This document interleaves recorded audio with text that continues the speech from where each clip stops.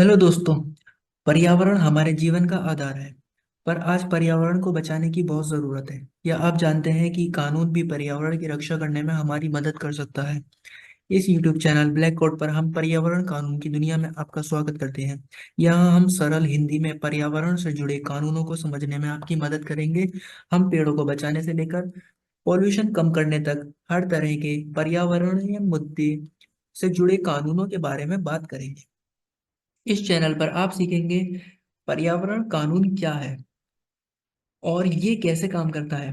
आपके आसपास के पर्यावरण की रक्षा के लिए कौन से कानून बनाए गए हैं। अपने अधिकारों का इस्तेमाल करके आप पर्यावरण की रक्षा कैसे कर सकते हैं।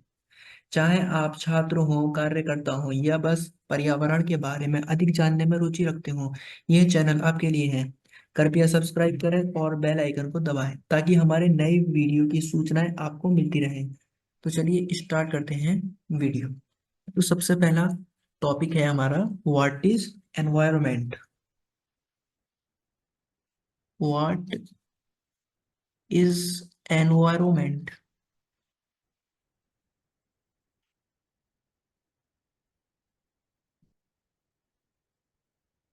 ठीक है, तो हिंदी में क्या बोलेंगे? पर्यावरण क्या है? पर्यावरण। मैं हिंदी और इंग्लिश में आपको दोनों लैंग्वेजेस में पढ़ाऊंगा।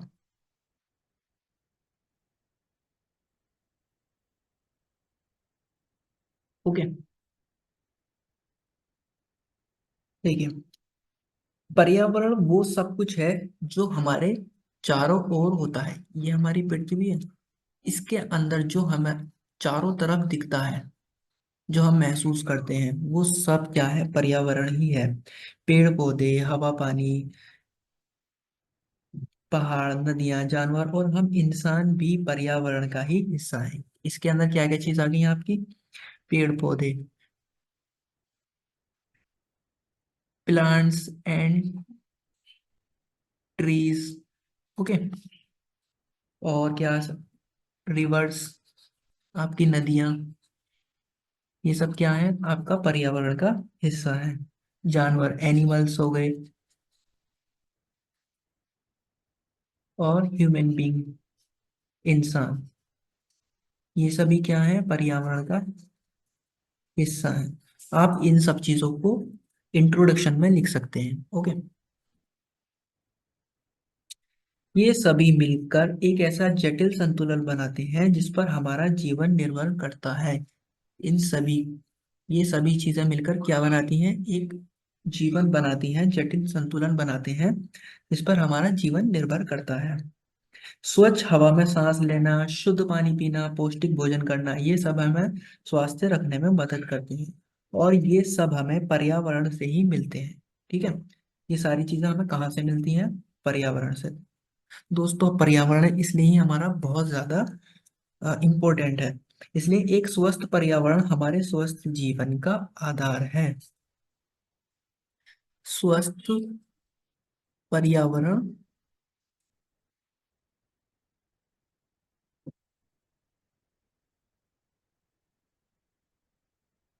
स्वस्थ जीवन का आधार है।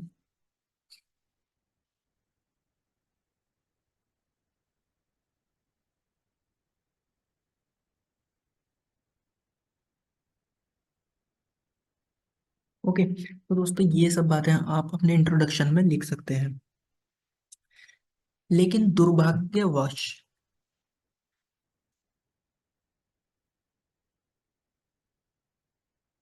दुर्भाग्यवश आज हमारा पर्यावरण कई तरह के खतरों का सामना कर रहा है। पेड़ तेजी से कट रहे हैं। आपने देखा होगा कि पेड़ों की कटाई बहुत ज्यादा हो रही है ना? जिससे कि क्या हो रहा है? ऑक्सीजन बहुत कम हो रहा है। पेड़ों को क्या हो रहा है? कटाई, पेड़ों की कटाई हो रही है। ठीक है, जिससे वायु प्रदूषण बढ़ रहा है और बाढ़ का खतरा भी बढ़ रहा है। देखिए दोस्तों, बाढ़ का खतरा कैसे बढ़ता है? पेड़ों की कटाई से। जब पेड़ होते हैं, इनकी जड़ें मिट्टी के अंदर बहुत अंदर तक फैली हुई होती हैं। जब हम पेड़ काट देंगे तो हमारी जमीन के अंदर कोई जड़ नहीं होगी। ठीक है, सारी जड़ खत्म हो जाएंगी, जिससे कि क्या होगा, हमारी मिट्टी लूज हो जाएगी। जब मिट्टी लूज हो जाएगी तो जरा सी अगर छोटी सी भी बारिश आएगी तो उससे क्या होगा, ये सारी मिट्टी बह जाएगी। ठीक है। पहले क्या था, जड़ ने उस मिट्टी में पकड़ बना रखी थी अपनी, जिसकी वजह से वो बह नहीं सकती थी, लेकिन अब जरा सा पानी भी उस पर गिरेगा तो वो बह जाएगी, जिससे कि क्या होता है, बाढ़ आने का खतरा हो जाता है। ठीक है। और नदियां और नदी किनारे कचरे से अटे पड़े हैं, जिससे जल प्रदूषण हो रहा है और जलीय जीवन को खतरा है। अब आपने देखा होगा कि नदी होती है, नाले होते हैं, उसके साइड में कितना कचरा होता है। ठीक है। कचरे कचरों से भरे पड़े हैं नाले। ये कचरा ऐसे फंस जाता है इसके अंदर, और क्या होता है, नाले का रास्ता रुक जाता है, जिससे कि नई नई बीमारियां फैलती हैं। ठीक है।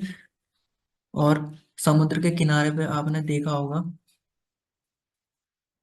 समुद्र के किनारे पे लोग कैन्स फेंक देते हैं खाना खा के, और पैकेट्स पड़े होते हैं, जिससे कि क्या होता है, जो समुद्र का जीवन होता है, मेराइन लाइफ होती है, उस पर बहुत ज्यादा असर पड़ता है। ठीक है। उनको मछलियां खा जाती हैं, जिससे कि वो उनकी मौत हो जाती है। प्लास्टिक का अत्यधिक उपयोग और उसका गलत प्रबंधन भी पर्यावरण के लिए एक बहुत बड़ी चुनौती है। प्लास्टिक का बहुत ज्यादा यूज हो रहा है, कि जिससे कि वो भी नुकसान कर रहा है। इन सब समस्याओं का मुख्य कारण हमारी लापरवाही और गलत आदतें हैं। पेड़ काटना, कूड़ा फैलाना, प्लास्टिक का बेकार इस्तेमाल और वाहनों से निकलने वाला धुआं। जो वाहन होते हैं, ठीक है, इनसे जो भी धुआं निकलता है, ये क्या है, हमारे एनवायरमेंट में फैल जाता है, जिससे कि नई नई बीमारियां, सांस लेने की बीमारियां, कई सारी बीमारियां हो जाती हैं। ठीक है। हालांकि ये समस्याएं जटिल जरूर है, लेकिन निराश होने की जरूरत नहीं है। पर्यावरण को बचाने के लिए हम सभी छोटे छोटे कदम उठा सकते हैं। अब वो कौन कौन से कदम हो सकते हैं, तो आइए जान लेते हैं। ठीक है। तो सबसे पहला है पेड़ बचाओ, सेव ट्रीज। Save trees. ठीक है। पेड़ बचाओ, पर्यावरण को बचाने के तरीके। पेड़ बचाओ, पेड़ लगाना और उनकी देखभाल करना पर्यावरण बचाने का सबसे कारगर उपाय है। पेड़ वायु को शुद्ध करते हैं और बाढ़ को रोकते हैं। पेड़ क्या करते हैं, वायु को शुद्ध करते हैं, एयर को शुद्ध करते हैं। ठीक है।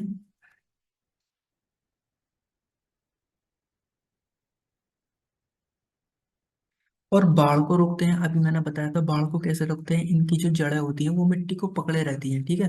होल्ड करे रहती हैं, जिससे कि मिट्टी आसानी से बारिश के पानी से नहीं बह सकती, और उससे बाढ़ आने का खतरा बहुत कम हो जाता है। और हमें फल फूल और छाया देते हैं। पेड़ हमें क्या देते हैं, फल फूल और छाया, और इनसे और भी बहुत सारी चीजें बनाई जाती हैं जो हमारे काम में आते हैं। ठीक है। तो इसलिए हमें पेड़ों को बचाना चाहिए, ये हमारे पर्यावरण के लिए बहुत ज्यादा जरूरी है। दूसरा क्या हो सकता है, कूड़ा कम करें, कूड़ा कम फैलाएं, कूड़ा कम करें। ठीक है। कूड़ा हम कम कर सकते हैं, बेकार की चीजें ना खरीदें, जैसे कि हम फिजूल खर्ची करते हैं ना, तो उससे भी बहुत ज्यादा क्या होता है, कूड़ा इकट्ठा होता है।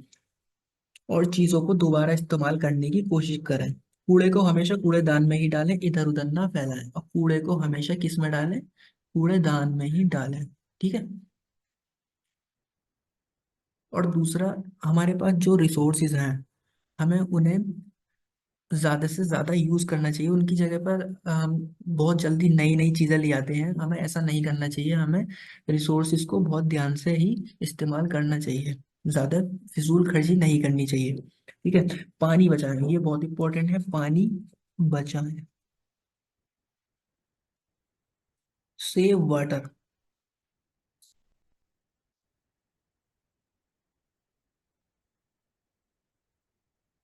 सेव वाटर में क्या लिख सकते हैं हम? पानी एक बहुमूल्य संसाधन है। पानी जो होता है वो बहुत ही ज्यादा बहुमूल्य होता है, वैल्यूएबल होता है। ठीक है। नल को खुला ना छोड़ें। अब क्या करते हैं हम? नल को खुला छोड़ देते हैं।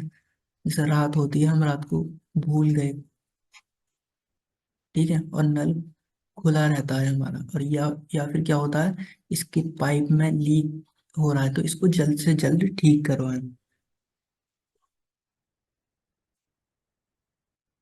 स्नान कम पानी में करें। ऐसा देखा गया है कि हम बाथ टब के अंदर स्नान करते हैं जिसके अंदर बहुत ज्यादा पानी खर्च होता है, ठीक है। तो हम हमें किस में ज्यादा किसका इस्तेमाल ज्यादा करना चाहिए? हम बाल्टी से नहाएं तो ज्यादा बेटर रहेगा, ठीक है। इससे क्या होगा, पानी भी कम कम खर्च होगा, और बाथ टब का कम से कम इस्तेमाल करें। और बरसात का पानी इकट्ठा करें। तो हम बरसात का पानी जो होता है, बारिश का पानी, उसको हम क्या कर सकते हैं, बड़े से टैंक में उसको इकट्ठा करके इस्तेमाल कर सकते हैं, ठीक है। और पैदल चलें, साइकिल का इस्तेमाल करें। तो हमें क्या करना चाहिए? पैदल चलें, या फिर साइकिल का इस्तेमाल करना चाहिए।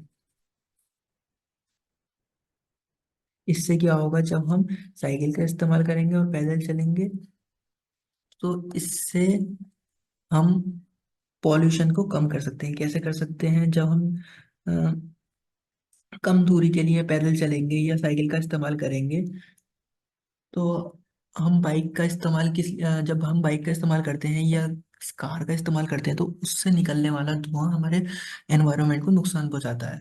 देखा गया है कि थोड़ी थोड़ी सी दूरी पर भी लोग इस बाइक का, कार का इस्तेमाल करते हैं, जिससे कि नुकसान होता है और पेट्रोल भी ज़्यादा खर्च होता है, ठीक है, रिसोर्सेज भी ज़्यादा हमारी खर्च हो जाती है। तो इससे क्या है कि हमें ज़्यादा से ज़्यादा पैदल चलना चाहिए और साइकिल का इस्तेमाल करना चाहिए।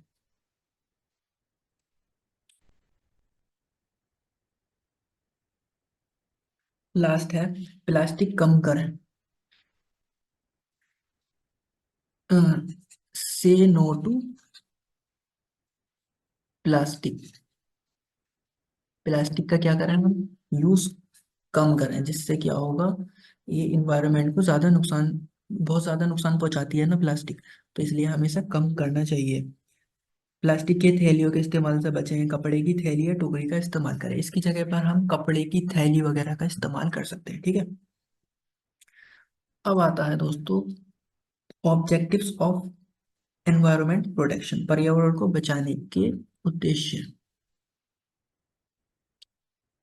इसके क्या क्या उद्देश्य हो सकते हैं? तो कंजर्वेशन ऑफ रिसोर्सेज सबसे पहला पॉइंट है, कंजर्वेशन ऑफ रिसोर्सेज।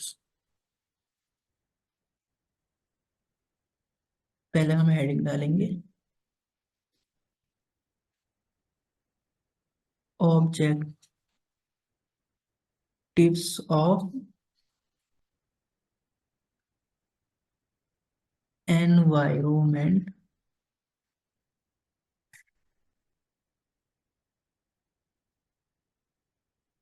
प्रोटेक्शन, ठीक है। हिंदी में क्या बोलेंगे इसे? पर्यावरण को बचाने के उद्देश्य।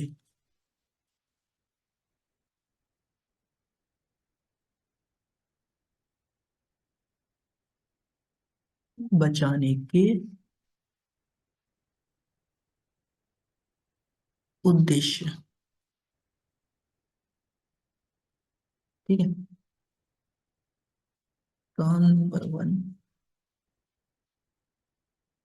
वन क्या हो सकता है? कंजर्वेशन ऑफ रिसोर्सेस, प्राकृतिक चीजों को बचाना। कंजर्वेशन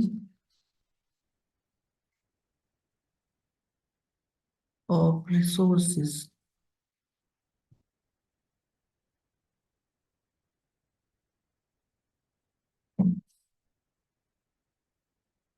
तो हिंदी में लिख लेते हैं एक बार, प्राकृतिक चीजों को बचाना।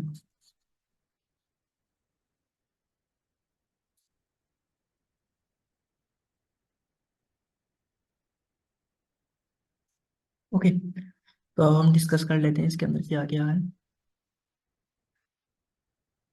देखिए, पानी, हवा और जमीन जैसी चीजों को आज और आने वाली पीढ़ियों के लिए बचाना, ठीक है।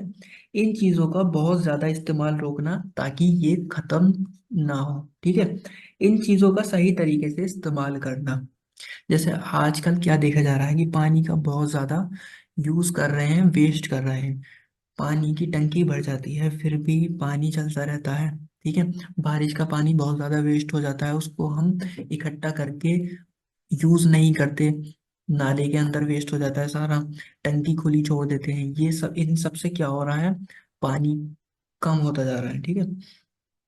हवा पॉल्यूट होती जा रही है, ज्यादा से ज्यादा हम गाड़ियों का यूज कर रहे हैं, छोटी मोटी आसपास जगह जाने में भी हम गाड़ियों का यूज करते हैं, जिससे कि क्या होता है, पॉल्यूशन पॉल्यूशन, एक तो पॉल्यूशन होता है, दूसरा पेट्रोल भी खर्च होता है। पेट्रोल भी अब कम होने लगा है, ठीक है। अब हम दूसरा पॉइंट देख लेते हैं। दूसरा पॉइंट क्या हो सकता है, पॉल्यूशन कंट्रोल रिडक्शन। दूसरा ऑब्जेक्टिव क्या होगा, पॉल्यूशन कंट्रोल एंड रिडक्शन।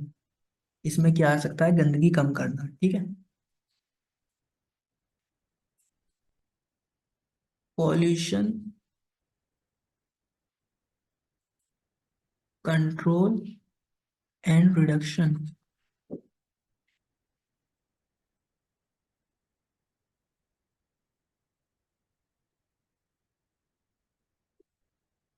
में आप क्या लिख सकते हैं हिंदी में, गंदगी कम करना।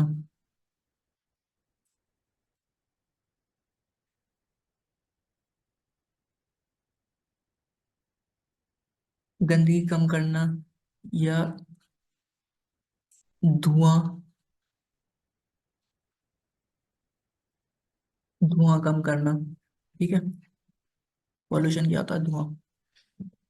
हर तरह की गंदगी को कम करना, हवा, पानी और मिट्टी को गंदा होने से बचाना, ठीक है। आजकल क्या देखा जा रहा है कि फैक्ट्री का जितना भी गंदा वेस्ट मटेरियल होता है वो सीधा किस में जाता है, नदियों के अंदर जाता है, जिससे कि वो बिल्कुल पॉल्यूट हो जाती हैं और गंदी हो जाती हैं। फैक्ट्री से निकलने वाला धुआं, गाड़ी से निकलने वाला धुआं हमारी हवा को गंदा करते जा रहे हैं दिन पर दिन। और मिट्टी के अंदर भी हम बहुत ज्यादा वेस्ट मटेरियल फेंक देते हैं, जिससे कि मिट्टी की जो गुणवत्ता होती है, फर्टिलिटी होती है, वो क्या हो रही है, कम होती जा रही है, ठीक है। जिससे कि फसलें हमारी खराब हो रही हैं। और ज्यादा से ज्यादा हम फसलों के अंदर क्या यूज करते हैं, फर्टिलाइजर यूज करते हैं। फर्टिलाइजर केमिकल से बने होते हैं, जिससे कि हमारी मिट्टी की गुणवत्ता, फर्टिलिटी उसकी बेकार हो गई है। और जो हमारा वाटर लेक, जो उससे क्या होता है, वाटर पोल्यूशन भी हो जाता है, ठीक है। तो हमें कम से कम इन चीजों का इस्तेमाल करना है, पॉल्यूशन को कम करना है, ठीक है। ऐसी चीजें और नियम लाना जो गंदगी फैलाने वाले धुएं और कचरे को कम करें। सरकार हमारे लिए ऐसे नियम ला सकती है जिससे कि हम अ, धुएं को कम करें और पानी को गंदा करने से बचा जा सके। इंसानों और जानवरों को गंदगी से होने वाली बीमारियों से बचाना। देखिए, जानवरों को, इंसानों को किससे बचाना, अ, इन गंदगी से होने वाली बीमारियों से बचाना, ठीक है।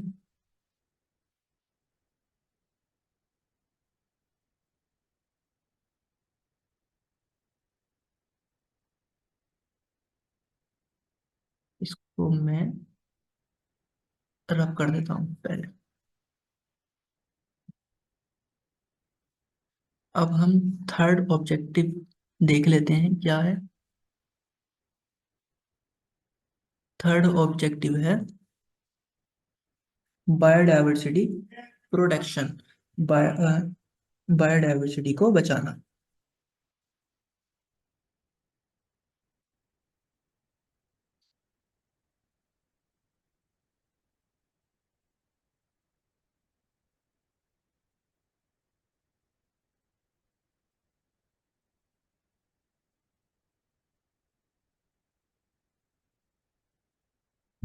बायोडायवर्सिटी के अंदर क्या आते हैं, जितनी भी जीवित चीजें हैं, जानवर, पेड़ पौधे, सभी चीजें। ठीक है, इसमें हम क्या लिख सकते हैं हिंदी में, जानवरों। इसको ब्लू से लिखते हैं, जानवरों की, जानवरों और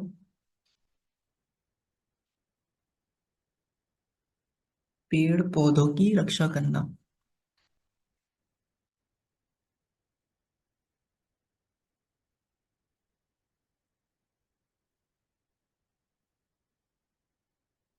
ये सब चीजें आप लिख सकते हैं। ठीक है, इसके अंदर क्या होता है, पृथ्वी पर अलग अलग तरह के सारे जीव जंतु और पेड़ पौधों का ख्याल रखना, उन सबको बचाना। ठीक है, जानवरों को मारना नहीं, और पेड़ों को कटने से बचाना, जानवरों की प्रजातियों को खत्म होने और उनके घरों को उजाड़ने से बचाना। अब देखिए, पेड़ कटते हैं तो उसमें क्या होता है, कई कई जानवरों की किस्म खत्म हो जाती है, पेड़ नहीं रहेंगे तो वो रहेंगे कहाँ। जानवरों और पेड़ पौधों की सुरक्षा के लिए काम करना, उनकी सुरक्षा करना। जैसे शिकारी होते हैं, वो क्या करते हैं, कई प्रजातियों को शिकारियों ने खत्म कर दिया है मार मार कर। ठीक है, उनके लिए कानून बनाना, जिससे कि हम पेड़ पौधों को, जानवरों को बचा सकें। अब चौथा पॉइंट क्या लिख सकते हैं हम, climate change mitigation and adaptation. Climate change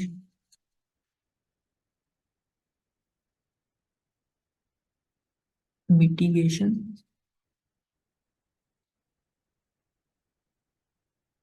and adaptation.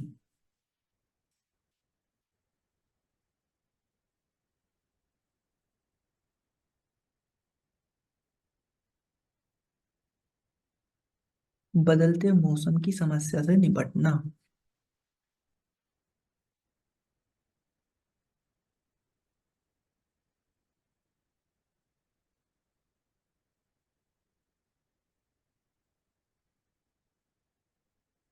समस्या से निपटना। ओके, ऐसी चीजों का इस्तेमाल कम करना जो मौसम को बदलने के लिए जिम्मेदार हो, उन बदलावों के लिए तैयार रहना जो मौसम में पहले से हो रहे हो, प्रकृति को मजबूत बनाना ताकि वो मौसम के बदलाव को झेल सकें। अब क्या हो रहा है, ज्यादा पॉल्यूशन हो रहा है जिससे कि कार्बन डाइऑक्साइड फैल रही है। अब क्या होता है, जब कार्बन डाइऑक्साइड फैल जाती है, ये हमारी पृथ्वी है, तो ये हमारी पृथ्वी का एनवायरनमेंट। ठीक है, जब यहाँ पर कार्बन डाइऑक्साइड का लेवल ज्यादा हो जाता है, तो ये कार्बन डाइऑक्साइड सूरज से आने वाली, सन से आने वाली अल्ट्रावायलेट रेज को ट्रैप कर लेती है अपने अंदर। जब ट्रैप कर लेती है तो यहाँ का तापमान क्या हो जाता है, बहुत ज्यादा बढ़ जाता है, जिससे कि हमारे तापमान में बदलाव आते हैं। जैसे कि हमारी ग्लेशियर का पिघलना, जब ग्लेशियर पिघलेंगे तो क्या होगा, उस वो जो पिघला हुआ पानी समुद्र के स्तर को बढ़ा देगा, जिससे कि क्या होगा, जो हमारे कोस्टल एरियाज हैं वो डूबने लगेंगे। कोस्टल एरियाज क्या होते हैं, समुद्र के किनारे। और इससे क्या होगा, बाढ़ आने के खतरे। ठीक है, बहुत ज्यादा बारिश आना, जिससे कि पानी भर जाता है हर तरफ। तो हमें ऐसे कामों से बचना चाहिए जिससे कि मौसम में बदलाव हो रहे हैं। ठीक है,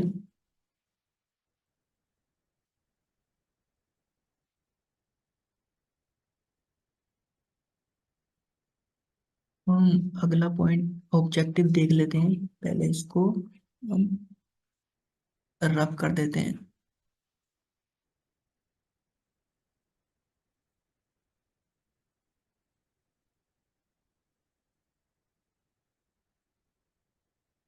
ठीक है,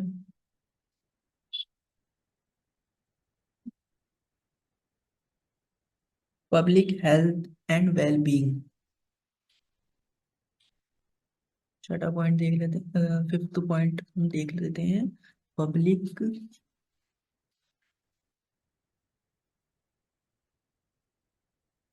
हेल्थ एंड वेल बीइंग।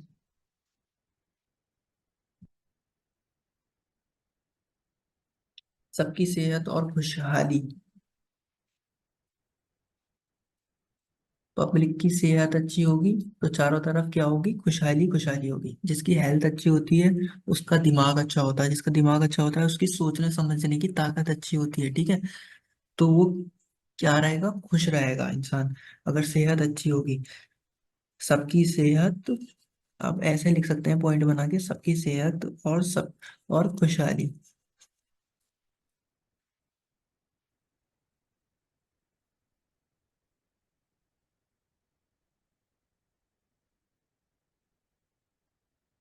गंदगी को दूर करके और सही तरीके अपनाकर एक ऐसा माहौल बनाना जहाँ सब स्वस्थ रहें। सब स्वस्थ रहेंगे तो उनका दिमाग स्वस्थ रहेगा, ठीक है। साफ हवा, साफ पानी और अच्छा खाना सबको मिले ताकि बीमारियां कम हो। तो हम अगला ऑब्जेक्टिव देख लेते हैं, सिक्स्थ ऑब्जेक्टिव, सस्टेनेबल डेवलपमेंट। ये बहुत इंपॉर्टेंट है आपका, सस्टेनेबल डेवलपमेंट।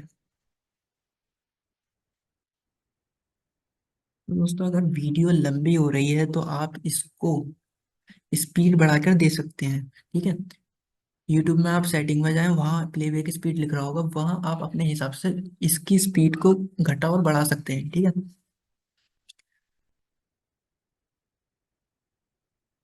ऐसा, तो इसमें हिंदी में क्या लिख सकते हैं, इसको क्या बोलते हैं हिंदी में, ऐसा विकास जो आगे भी चलता रहे। आप हिंदी में पॉइंट बना के लिख सकते हैं, ऐसा विकास। देखिए दोस्तों, मैं हिंदी में इतना अच्छा नहीं हूँ, तो मुझे शुद्ध हिंदी बिल्कुल नहीं आती है, तो उसके लिए माफी चाहूंगा। मैं बस आपको बता रहा हूँ कि आप ये ऐसे पॉइंट लिख सकते हैं, विकास, ऐसा विकास जो आगे भी चलता रहे। इसका क्या मतलब होगा, हर काम को इस तरह से करना कि पर्यावरण को नुकसान ना पहुंचे और भविष्य सुरक्षित रहे। कि कोई भी काम आप करें कि ठीक है, कि आगे के लिए वो बचा रहे, आगे की आने वाली पीढ़ियों के लिए वो बचा रहे। पैसे कमाने के साथ साथ पेड़ पौधे, पौधों और जानवरों और इंसानों का भी ख्याल रखना। ये हम पैसे कमाने में तो लग जाते हैं लेकिन हम अपने पर्यावरण का ध्यान बिल्कुल नहीं रखते, ठीक है। हम पानी को गंदा करे जा रहे हैं सिर्फ और सिर्फ किस लिए, पैसा कमाने के लिए। फैक्ट्री चल रही है बड़े बड़े लोगों की, वो पानी को गंदा करने में लगे हुए हैं। ये नहीं सोच रहे कि आगे आने वाली पीढ़ियां बिना पानी के कैसे जिएंगी। जब उनके पास गंदा पानी होगा, साफ पानी खत्म हो जाएगा, तो वो कैसे अपना गुजारा करेंगे, ठीक है। कम चीजें खरीदना और पहले से मौजूद चीजों को ज्यादा इस्तेमाल करना। अब क्या होता है देखिए, अब कोई भी चीज ट्रेंड में आ जाती है तो पहले वाली चीज क्या होती है, उसको बेकार समझने लगते हैं हम लोग। अब जैसे सबसे बड़ा उदाहरण मैं दे सकता हूँ कि आईफोन का। अभी आईफोन 13, मेरे ख्याल से आईफोन 14 चल रहा है, 14 प्रो। ओके, अभी सबके पास ये होगा।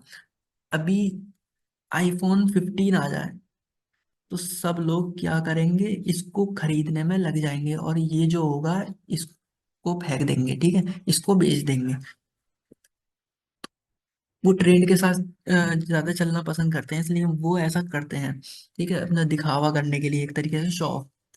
तो इससे क्या होगा, ई वेस्ट तो बहुत ज्यादा बढ़ेगा। हम पुरानी चीजों को फेंक रहे हैं, जबकि ज्यादा फर्क नहीं होता आईफोन 15 और 14 में, इतना फर्क तो होगा नहीं, फिर भी लोग खरीदते हैं, ठीक है। तो इससे क्या होगा, वेस्ट ज्यादा होगा, हमारी रिसोर्सेस खत्म होने लगेंगी, ठीक है, ऐसी चीजों से। तो हमें ध्यान रखना चाहिए कि जो हमारे पास पहले से मौजूद है हम उसको ज्यादा इस्तेमाल करें।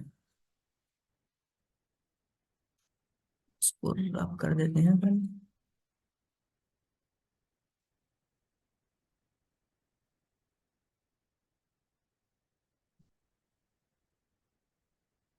तो अब हमारा टॉपिक स्टार्ट होगा।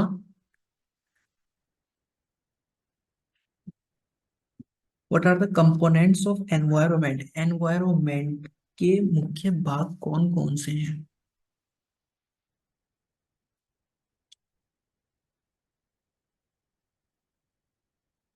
व्हाट आर द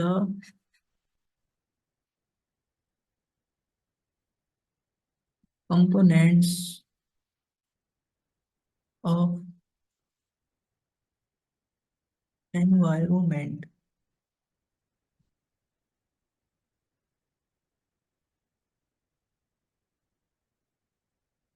पर्यावरण के मुख्य भाग क्या क्या है? तो दोस्तों, अगर आपको इससे रिलेटेड पीडीएफ चाहिए तो आप मेरे व्हाट्सएप नंबर पर डीएम कर सकते हैं। अभी मैं आपके साथ व्हाट्सएप नंबर शेयर कर दूंगा, वहाँ आप मुझको डीएम कर सकते हैं। मैं आपको पीडीएफ फाइल वहाँ दे दूंगा। पीडीएफ फाइल के लिए आपको कुछ थोड़ी सी अमाउंट पे करनी होगी। ओके। उसके अंदर मैंने पूरा पर्यावरण के ऊपर, एनवायरमेंटल लॉ के ऊपर सारे नोट्स बना रखे हैं। उसमें आप अच्छे से पढ़ सकते हैं, ठीक है, सेल्फ स्टडी के लिए। पर्यावरण के मुख्य कारण।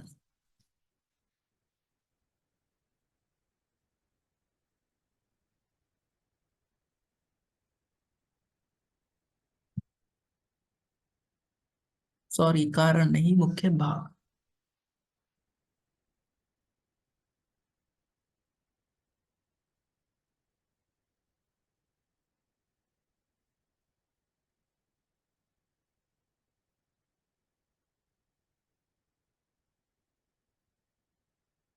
ठीक है, तो सबसे पहले हम पढ़ेंगे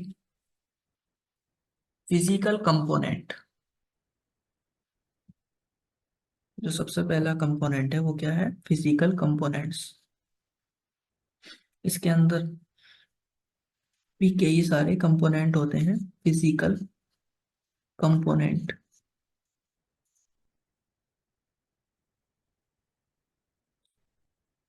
इसको हम क्या बोलते हैं हिंदी में? वो सॉरी, अभी एबायोटिक, पहले एबायोटिक लिखेंगे। फिजिकल कंपोनेंट्स को हिंदी में बोलते हैं हम भौतिक तत्व। ये जितना भी मैं पढ़ा रहा हूँ आपको, ये मैं अपने बनाए हुए नोट्स में से पढ़ा रहा हूँ, ठीक है। तो दोस्तों, आपको नोट्स चाहिए तो आप मुझे, मैं आपको नंबर शेयर कर रहा हूँ, 8954558292। इस पे क्या कर सकते हैं? डीएम कर सकते हैं, तो मैं आपको नोट्स प्रोवाइड कर दूंगा। तो चलिए आते हैं अपनी भौतिक तत्व, ठीक है। अजैविक, एबायोटिक को बोलते हैं अजैविक, जो जिंदा ना हो। तो इसके अंदर क्या क्या आ जाते हैं, देखिए। ये पर्यावरण के वो भाग हैं जिनमें जीवन नहीं होता है। इन्हें तीन मुख्य भागों में विभाजित किया जा सकता है। इनके अंदर कोई भी जीवन नहीं होता, ये इनके अंदर कोई लाइफ नहीं होती, लिविंग थिंग नहीं होती, ठीक है। अब इसके अंदर भी कौन कौन से मुख्य भाग होते हैं, तो हम उनको जान लेते हैं। पहला आता है वायुमंडल।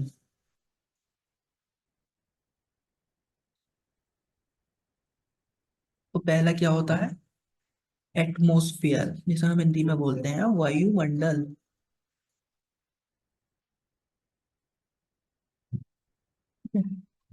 वायुमंडल, ये किसका पार्ट है? अबायोटिक कंपोनेंट्स का। ये पृथ्वी को घेरने वाली गैसों की परत है। इसमें ऑक्सीजन ऑक्सीजन होती है, नाइट्रोजन और कार्बन डाइऑक्साइड जैसे जरूरी तत्व शामिल होते हैं। ये तापमान को नियंत्रित करने, हानिकारक सूर्य विकिरण विकिरण से बचाने और मौसम के पैटर्न को संभव बनाने में महत्वपूर्ण भूमिका निभाता है। ठीक है, आपको समझ में आ गया होगा। और दूसरा दूसरा कंपोनेंट क्या होता है? हाइड्रोस्फीयर, जलमंडल जिसे हम बोलते हैं हाइड्रोस्फीयर। ये क्या होता है? जलमंडल।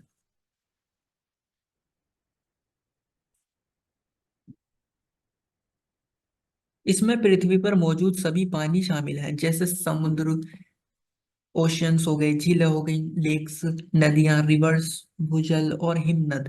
ठीक है, ये जीवन के लिए आवश्यक है, जलवायु को नियंत्रित करता है, भूदश को आकार देता है और विभिन्न परिस्थितिकी तंत्रों का समर्थन करता है। ओके। आपको समझ में आ गया होगा।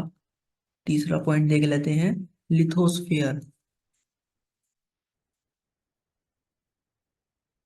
लिथोस्फीयर को हिंदी में बोलते हैं स्थल मंडल।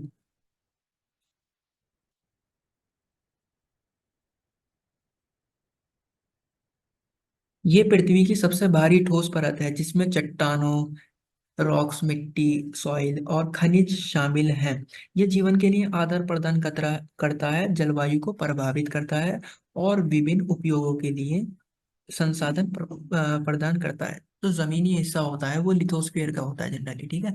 जो हाइड्रोस्फीयर किसे कहते हैं, जो पानी वाला हिस्सा होता है। एटमॉस्फेयर जो एयर वाला, जो हमारी पृथ्वी के चारों तरफ परत जो होती है, ठीक है। तो ये हो गए हमारे अबायोटिक कंपोनेंट्स, फिजिकल कंपोनेंट्स भी बोल सकते हैं इन्हें। तो अब हम आते हैं दूसरे कंपोनेंट में, जिन्हें हम बोलते हैं बायोलॉजिकल कंपोनेंट, बायोटिक, जो जिनके अंदर जीवन होता है। तो इसको पहले रब कर देते हैं।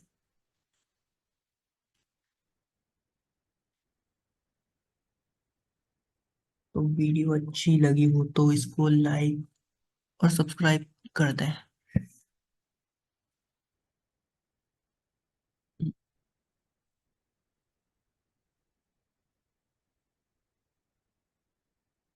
दूसरे कौन से कंपोनेंट होते हैं, बायोलॉजिकल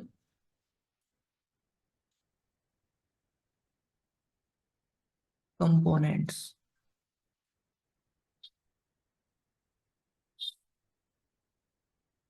जो क्या होते हैं, बायोटिक।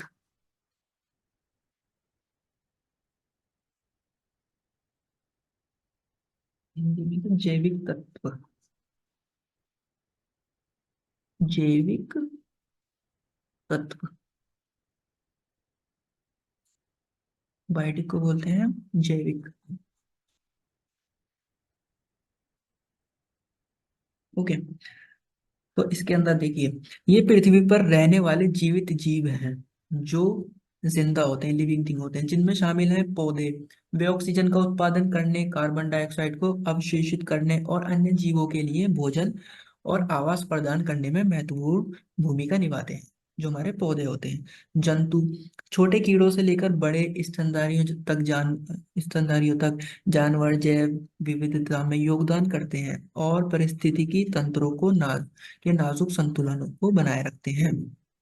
सूक्ष्म जीव, जो माइक्रो ऑर्गेनिज्म होते हैं, ये सूक्ष्म दर्शी जीव जैसे बैक्टीरिया हो गए हमारे, जो जिन्हें हम आंखों से नहीं देख सकते, उस माइक्रोस्कोप की मदद से ही देख सकते हैं, और कवक अपघटन पोषक तत्वों के चक्रण और मिट्टी के स्वास्थ्य के लिए आवश्यक हैं। तो इसके अंदर पहला क्या आ गया था, प्लांट्स आ गए थे हमारे, एनिमल्स आ गए, जो जंतु होते हैं हमारे, ठीक है।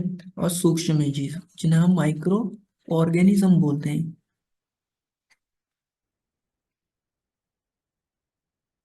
ठीक है। तो ये हमारे, ये जो क्वेश्चन थे, what are the components of environment, आप इसके अंदर ये सभी चीजें लिख सकते हैं, ठीक है। तो अब नए टॉपिक पर चलते हैं हम। टाइप्स ऑफ एनवायरनमेंट, पर्यावरण के प्रकार।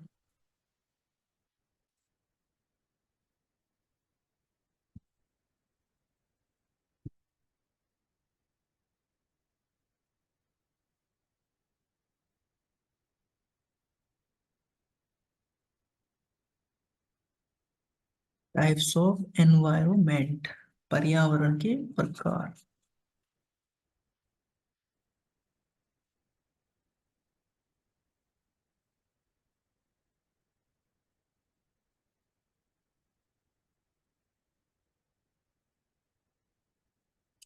पर्यावरण को हम दो मुख्य भागों में बांट सकते हैं, प्राकृतिक और इंसानों के बनाए हुए। प्राकृतिक नेचुरल, और इंसानों के बनाए हुए आर्टिफिशियल, ठीक है।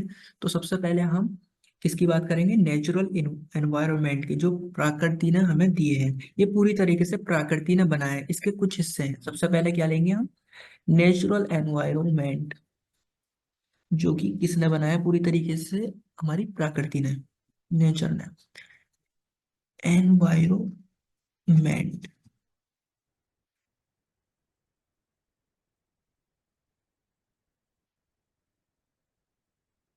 प्राकृतिक।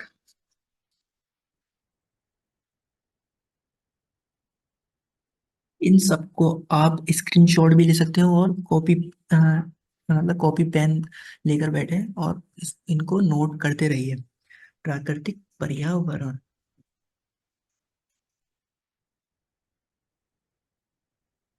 तो इसके अंदर भी पार्ट्स हैं हमारे, जैसे कि जमीनी हिस्से वालों को क्या बोलते हैं हम? टेरेस्ट्रियल। इसके पार्ट्स हम देख लेते हैं। टेरेस्ट्रियल। जितने भी जमीनी वाले हिस्से हैं उन्हें को हम बोलते हैं टेरेस्ट्रियल। क्या बोलते हैं? टेरेस्ट्रियल। जमीन हिस्से वाले।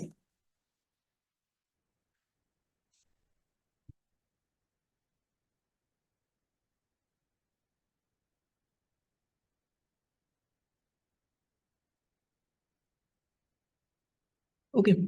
इसके अंदर जैसे क्या आ गए? फॉरेस्ट आ गए हमारे, जंगल। सबसे पहला फॉरेस्ट, बड़े बड़े पेड़ों से भरा इलाका, जैसे बारिश वाले जंगल या ठंडी जगह के जंगल, ये हवा को सही रखने के ही जानवरों को जगह देने और वातावरण से खराब गैस कम करने के लिए जाने जाते हैं, जो हमारे जंगल होते हैं। ठीक है। इसके अंदर पहले जंगल आ गए, अब दूसरे रेगिस्तान आ गए, जिसे हम डेजर्ट बोलते हैं। ठीक है, डेजर्ट जहाँ बहुत कम बारिश होती है और पेड़ पौधे कम होते हैं। कुछ खास जीव जंतु और पौधे हैं जो यहाँ रह सकते हैं। घास वाले मैदान, जिसे हम ग्रास लैंड बोलते हैं। ग्रास लैंड, घास वाले मैदान। बड़े इलाके जहाँ ज्यादातर घास होती है और कई चरने वाले जानवर घास खाकर यहाँ रहते हैं। टूंड्रा। अब कोरपोएंट है टूंड्रा। ये कौन सी जगह होती है? बहुत ठंडी जगह जहाँ जमीन हमेशा जमी रहती है। कुछ खास जानवर जैसे ध्रुवीय भालू यहाँ रहते हैं। भालू होते हैं ना, वो ठंडी जगहों में ही रहते हैं। और देख लेते हैं हम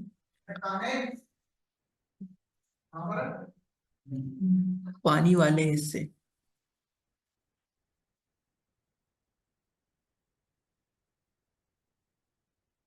देखिए इसके अंदर, ये एक तो जमीनी वाले हिस्से हो गए जो हम टेरेस्ट्रियल है। अब पानी वाले हिस्सों को देख लेते हैं। पानी वाले हिस्से। ठीक है।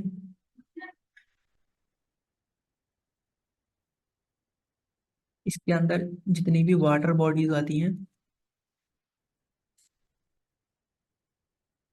पानी वाले हिस्से,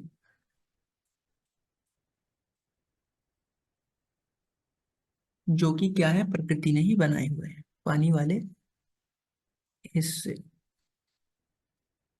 ठीक है। अब इसके अंदर कौन कौन सी चीज आ गई? जैसे समुद्र आ गया, जिन्हें हम ओशियन बोलते हैं। पहला समुद्र। ये बहुत बड़े खारे पानी के हिस्से होते हैं जो पूरी दुनिया में पाए जाते हैं। कई तरह के जीव समुद्र में रहते हैं और समुद्र हमारे मौसम को भी असर करता है। ठीक है। दूसरा झील और नदियां, लेक्स एंड रिवर्स हो गई। मीठे पानी के हिस्से जहाँ बहुत सी मछलियां और अलग अलग तरह के जलीय जीव रहते हैं। रिवर्स के अंदर अलग अलग तरीके के, पता नहीं कैसे कैसे तरीके के मछलियां होती हैं, जीव होते हैं जो पानी के अंदर रहते हैं। दलदली इलाके, ऐसी जगह जहां जमीन और पानी मिल जाते हैं। ये इलाके बाढ़ को आने से रोकते हैं और पानी को साफ भी करते हैं। दलदली इलाके को क्या बोलते हैं?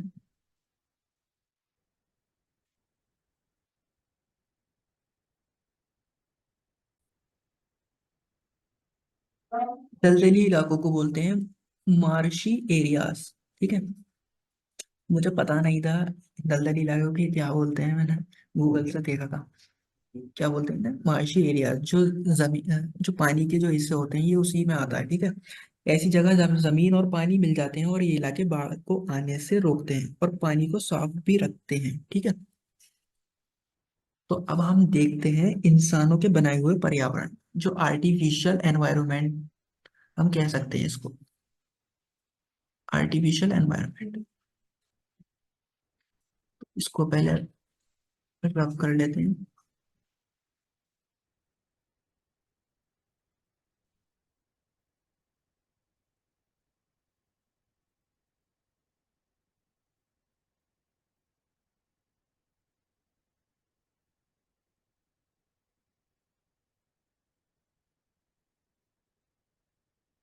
Artificial environment.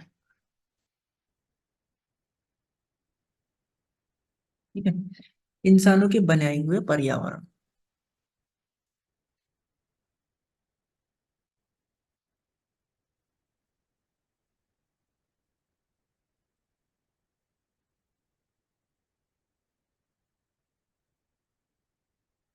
अब देखिए इस इन इंसानों ने बनाया है, यह बहुत ज्यादा बदलाव किया है। शहर। देखिए जो शहर होता है वो किसने बनाए हुए होते हैं? इंसानों ने। जहाँ बहुत से लोग रहते हैं, बड़ी बड़ी इमारतें, सड़कें और गाड़ियां होती हैं, शहरों की वजह से आसपास के पर्यावरण को नुकसान पहुंचता है। गांव, ये तो सिटी, ये विलेज, ये भी किसने बनाए होते हैं? इंसानों ने। विलेज, गांव।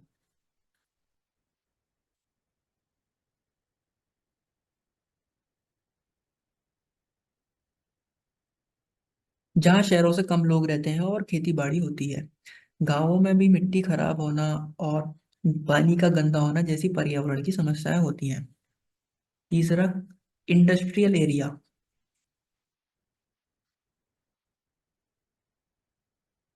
जो कारखानों वाली जगह होती है, जहाँ बड़ी बड़ी मशीनें और कारखाने होते हैं, इनसे बहुत गंदगी फैलती है, हवा और पानी खराब होता है और कई चीजें बनने में जो साधन लगते हैं वो भी खत्म हो जाते हैं। तो यही टॉपिक्स थे आज की वीडियो में।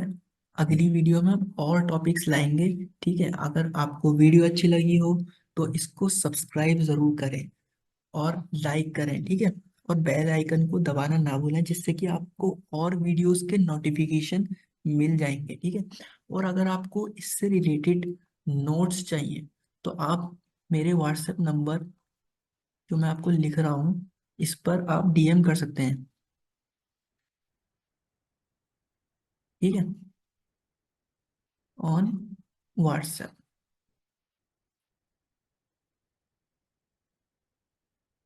ओके, थैंक यू, मिलते हैं अगली वीडियो में।